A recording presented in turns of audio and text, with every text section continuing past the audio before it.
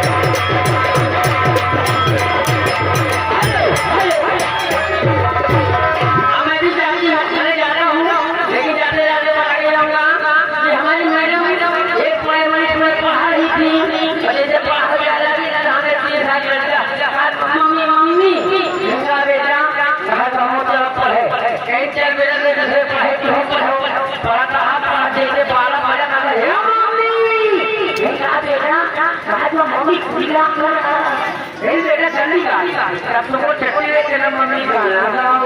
तो मैं समझ आऊँ जब आप लोग बेटी बना लड़का किसी से बराबर नहीं होगी ऐसा सब यहाँ थोड़ा नाती के सम्मान मिला करे होगे माँ बोली कर नाले मुझे पढ़िया छठा का खाली करे